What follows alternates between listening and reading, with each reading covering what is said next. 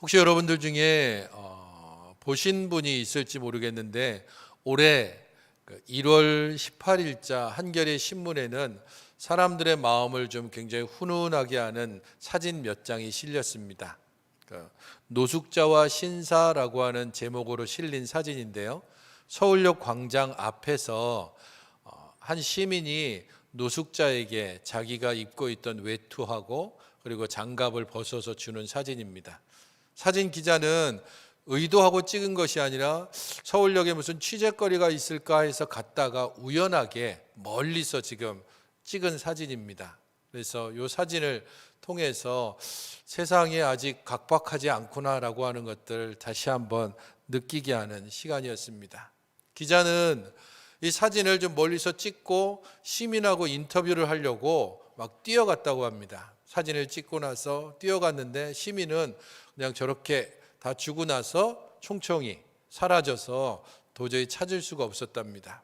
그래서 이 기자가 노숙자를 그때 찾아가서 어떻게 된 일인지 자초지종을 물었습니다.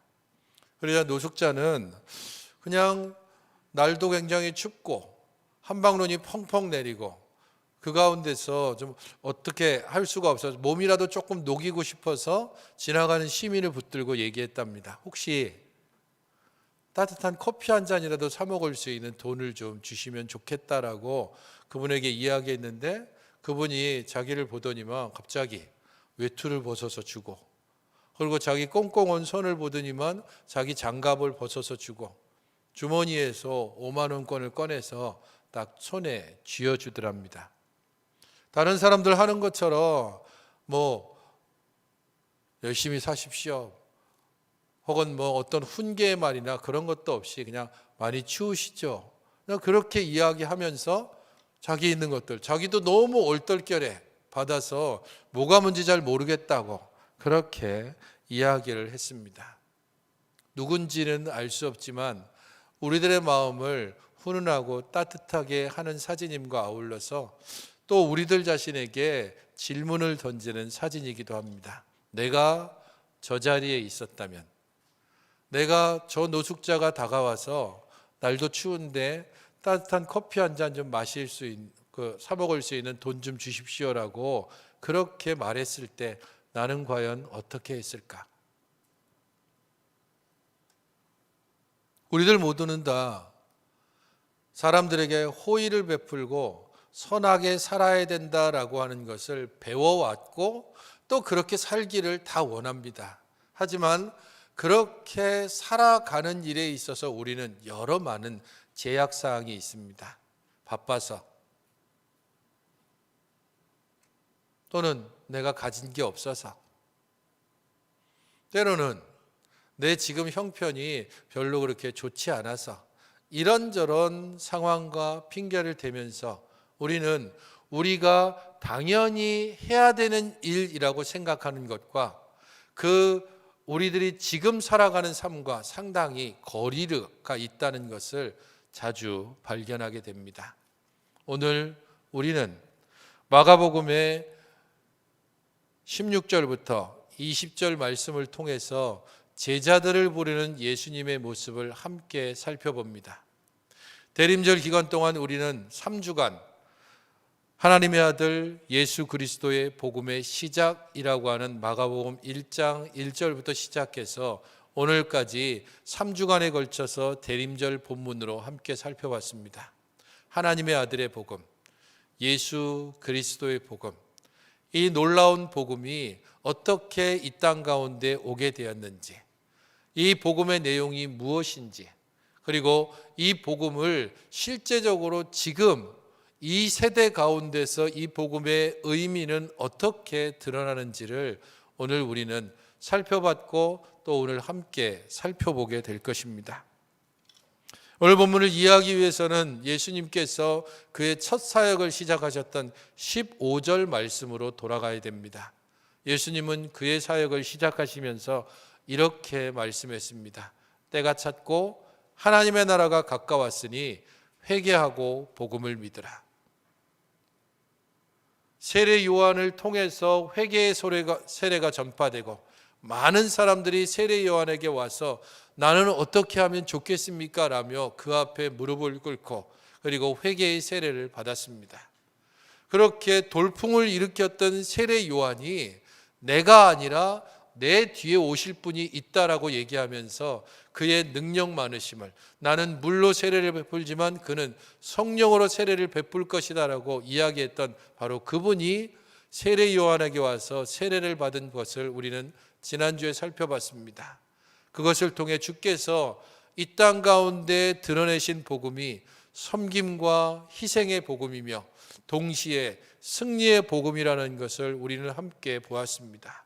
주께서 이 복음을 선포함에 있어서 매우 강력하고 분명하게 선포하셨습니다. 때가 찼다. 하나님의 나라가 가까웠다. 회개하고 복음을 믿으라. 세례 요한이 수많은 사람들에게 인기를 끌고 많은 사람들이 세례 요한 앞에 엎드렸다면 그보다 능력 많으신 분, 물이 아니라 성령으로 세례를 베푸실 분, 그분께서 이렇게 그의 첫 사역을 선포하시고 그 다음에 나타날 놀라운 일들을 사람들이 기대했을 겁니다. 그래, 때가 왔다. 하나님의 나라가 이제 가까웠다. 이제 회개하고 복음을 믿으라고 하는 이 복음의 내용이 무엇이고 복음의 실체가 무엇인지 사람들은 기대를 가지고 예수님을 살펴봤습니다. 하지만 오늘 우리가 보는 본문처럼 그 하나님의 나라가 가까이 왔고 때가 찼다고 하는 그때에 예수님께서 하시는 첫 번째 사역이 제자들을 부르시는 겁니다. 갈릴리 해변에서 별로 이스라엘 사회에서 그렇게 중요하게 여겨지지 않는 지역에서 어부로 고기를 잡고 있는 사람들을 하나씩 하나씩 부르셔서 제자를 삼았습니다. 이 장면을 통해서 우리는 하나님 나라의 복음, 예수 그리스도의 복음에서 제자들이 가지는 중요한 위치를 생각해 볼 수 있습니다. 하나님 나라의 복음은 제자들과 결코 떨어뜨려서 생각할 수 없습니다. 그러므로 우리가 나는 주의 제자입니다 라고 이야기한다거나 혹은 교회에서 제자 훈련반을 개설하고 그 제자 훈련반에서 우리가 가르침을 받는다라고 했을 때 제자라는 말이 가지는 의미를 매우 중대하고 무겁게 생각해야 합니다. 그만큼 하나님의 나라와 제자는 매우 밀접하고 중요한 관계이기 때문입니다. 오늘 이 짤막한 본문을 통해서 우리는 세 가지를 살펴볼 수 있습니다. 하나는 제자의 자격이고, 두 번째는 제자의 내용이고, 세 번째는 제자의 소명입니다. 먼저 제자들의 자격이 어떤 것인지 함께 살펴봤으면 좋겠습니다. 16절과 19절입니다. 같이 한번 읽어보시겠습니까? 16절, 19절입니다. 시작.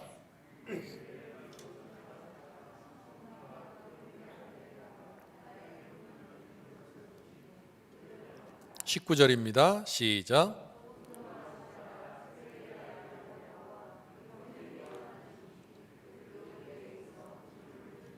제자의 자격은 이 16절과 19절을 보면 어부여야 된다.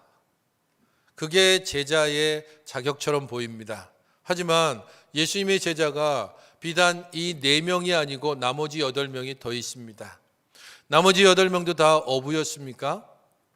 우리가 아는 것처럼 예수님의 제자들은 어부만 있지 않았습니다. 그들 중에는 세리도 있었고, 그들 중에는 정치적인 혁명을 꿈꾸는 사람도 있었고, 그들 중에는 유대인으로서 제법 귀한 가문에 속한 사람들도 있습니다.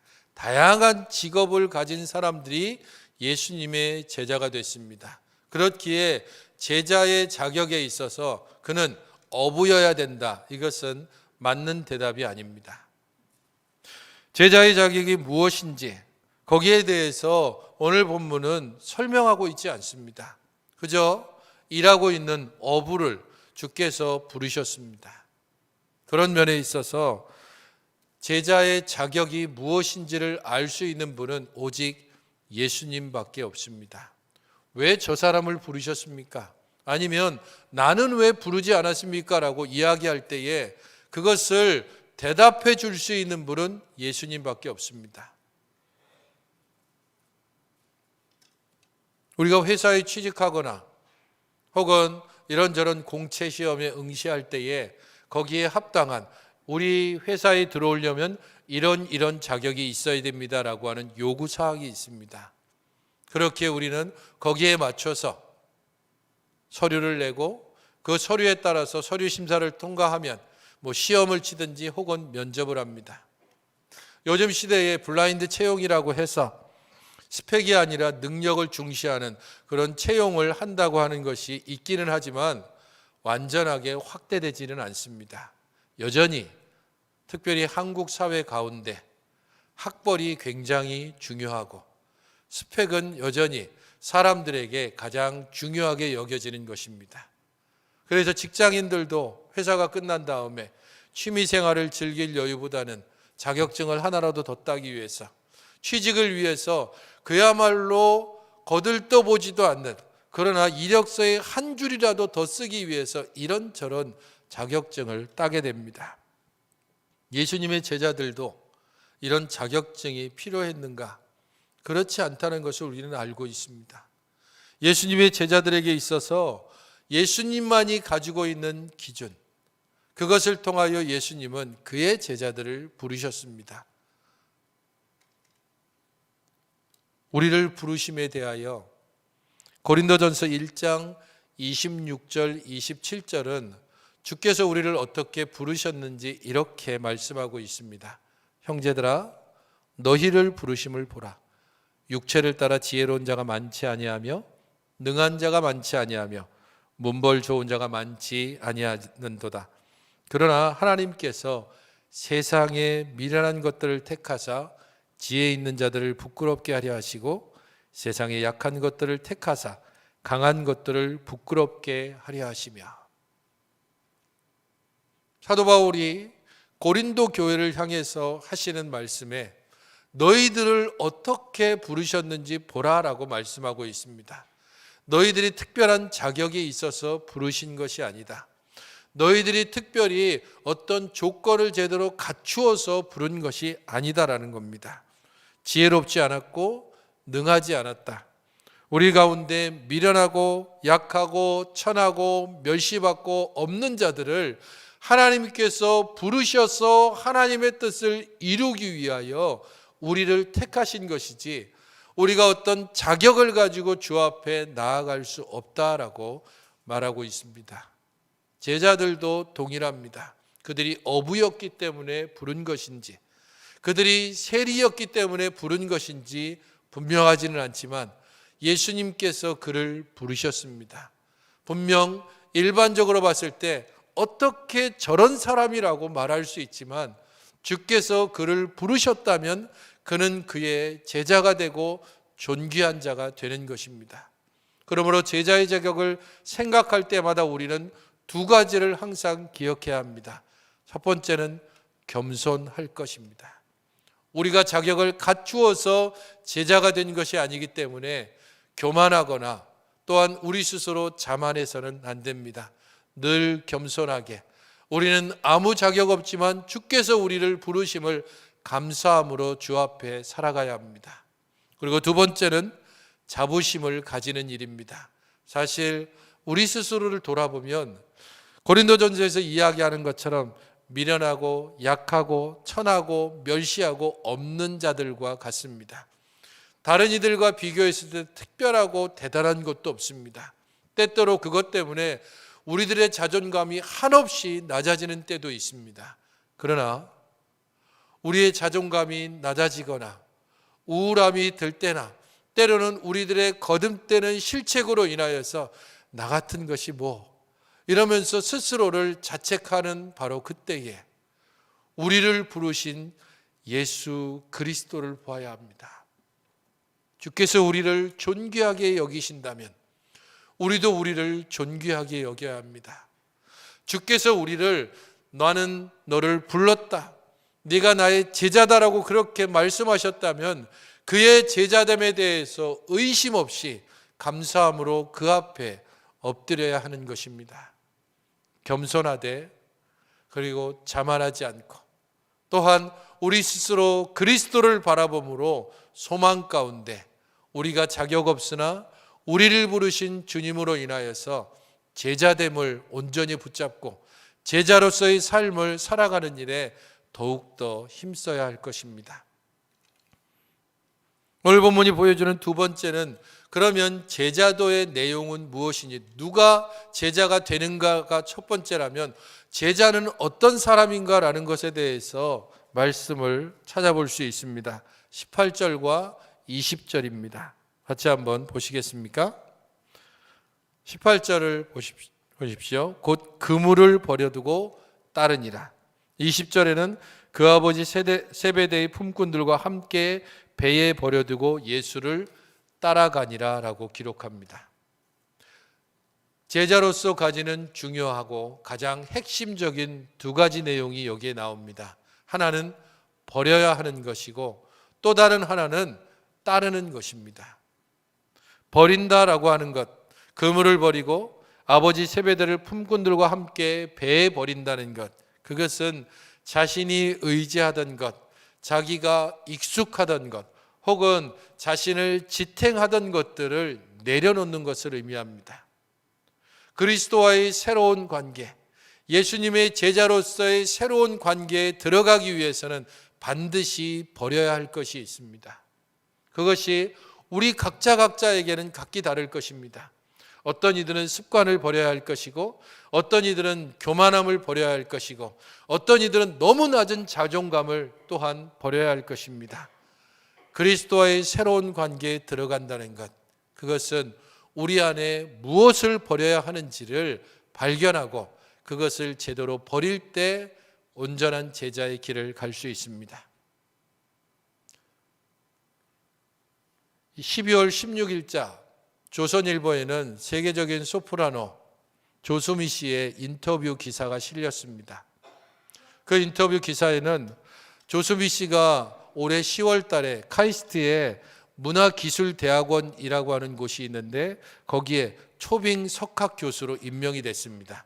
과학 영재들에게 세계적인 소프라노가 사람들과의 관계, 그리고 어떻게 하면 계속해서 그의 사역들을 지속할 수 있는지에 대하여서 시간이 될 때마다 이 아이들을 가르치게 됩니다.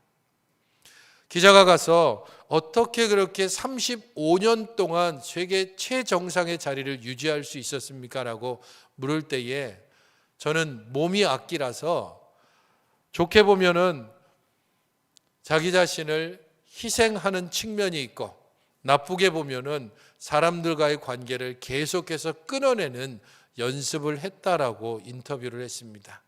그러면서 자기가 계속해서 이렇게 소프라노로서 59의 나이까지 일을 할 수 있었던 것을 세 가지로 얘기하고 있는데 첫 번째를 절제라고 얘기합니다. 재미있고 맛있는 것, 혹은 남들 다 하는 것, 그 모든 것들을 잘라야 되는 것, 그게 바로 절제입니다. 항상 일찍 자고 일찍 일어나려고 하고 감기에 안 걸리기 위해서 부단히 노력하고 운동하고 스트레스를 받지 않도록 스스로를 다스리고 조심하는 절제 훈련이 첫 번째입니다. 두 번째는 매너리즘에 빠지지 않는 겁니다. 나는 잘하고 나는 연습이 필요 없고 그런 식으로 이야기하지 않고 나는 아직도 더 연습해야 되고 나는 아직도 완성되지 않았고 그러면서 끊임없이 매너리즘에 빠지지 않도록 자기 자신을 다그쳤다는 겁니다. 찬물을 마시지 않는 것도, 밤에 나가 노는 것도, 삼가하는 것도, 많은 공연을 하고 그 뒤에 축하 파티가 열렸지만 35년 동안 자신을 위한 축하 파티에 참여한 것은 자기 기억으로 2번밖에 없답니다. 그만큼 스스로를 절제하고 매너리즘에 빠지지 않도록 노력했다는 겁니다. 세 번째 이유는 거절입니다. 내 목소리에 맞지 않는 역할은 과감하게 거절했다고 말합니다. 아무리 좋은 역할, 아무리 탐나는 역할, 아무리 최고의 극장에서 자기를 초청해도 자기 목소리에 맞지 않으면 그것을 과감하게 거절했다고 합니다. 그것이 35년 동안 조수미 씨를 세계 최고의 소프라노로 유지할 수 있게 해준 비결입니다. 우리들도 제자로서 우리를 부르신 예수님께 무엇을 절제하고 어떻게 우리가 매너리즘에 빠지지 않고 무엇을 거절해야 될지를 깊이 생각해야 합니다.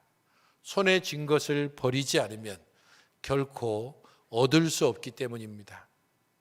제자도의 핵심에서 두 번째 내용은 따르는 것입니다.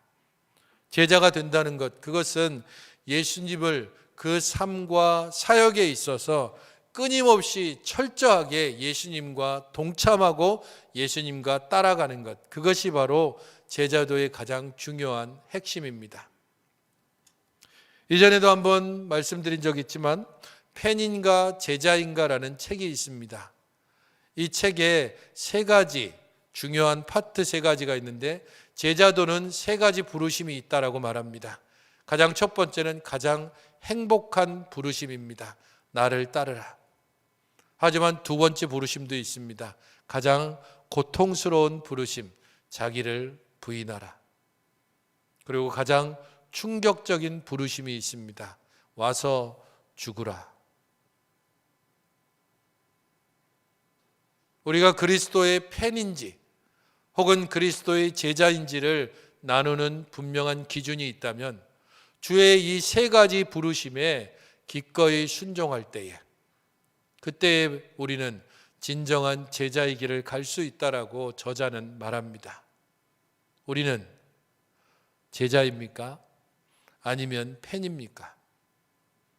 주의 행복한 부르심에 기뻐하고 감사하며 따르고 있습니까?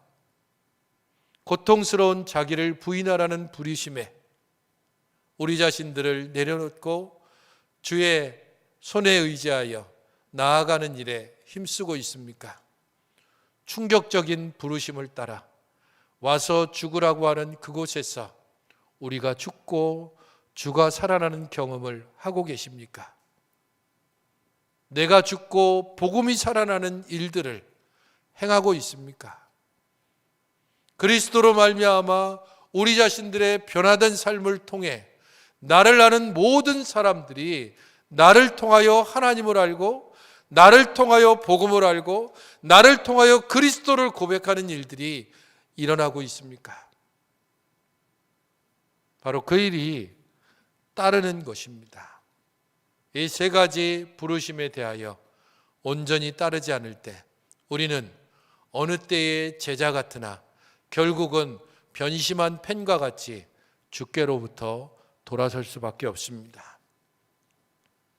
우리 주님께서 제자를 불러 어떤 일들을 맡기십니까? 17절을 보십시오. 예수께서 이르시되 나를 따라오라. 내가 너희로 사람을 낚는 어부가 되게 하리라. 간단하고 명료합니다. 어부를 향해서 얘기했으니까 그와 유사하게 너희들이 이제는 생선 잡는 어부가 아니라 사람을 낚는 어부가 될 것이다. 이제 너희는 하나님 나라의 복음에 동참하는 자로서 너희들이 먹어 없어지는 그러한 생선이 아니라 너희들이 살려 계속해서 이어지게 하는 생명을 살리고 생명을 살아나게 하는 이 복음에 동참하게 된다는 겁니다. 그리스도께서 바로 그 생명을 얻기 위하여 이 땅에 오셨고 그리스도께서 그 생명을 위하여 자기를 드리셨습니다. 그리고 이제 그리스도께서 그 생명을 얻게 하려고 그의 제자들을 부르시는 것입니다. 요한복음 3장 16절은 우리가 모두가 다 알고 있는 구절이죠. 하나님이 세상을 이처럼 사랑하사 하나님께서 그의 아들을 보내신 것 그로 말미암아 사람들이 멸망치 않고 영생을 얻게 하기를 원하셨습니다. 그리고 요한복음 3장 17절은 이렇게 기록하고 있습니다. 여러분 같이 한번 읽어보시겠습니까? 시작.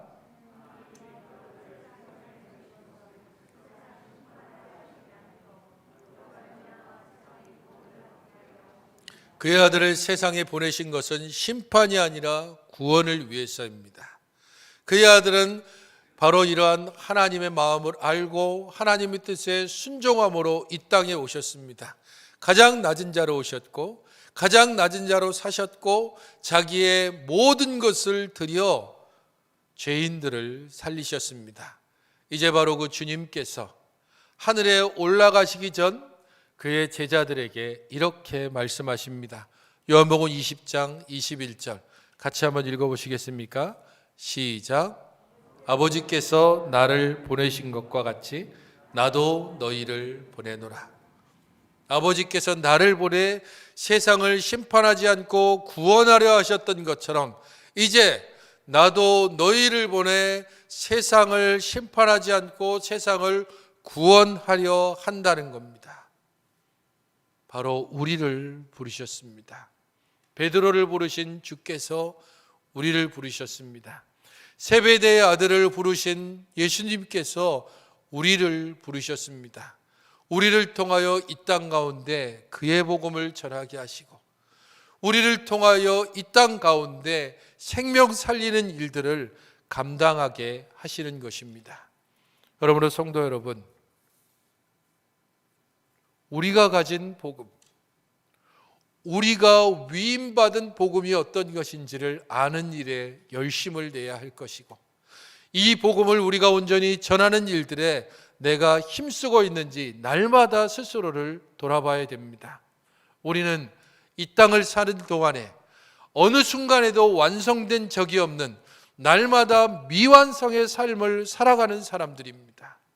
언제나 그리스도 안에서 우리는 체험을 받아야 하고 변화되어야 하고 버려야 하고 그리고 따라가야 하는 존재들입니다. 복음은 예수님이 만왕의 왕 되심을 선포하는 귀하고 복된 소식입니다.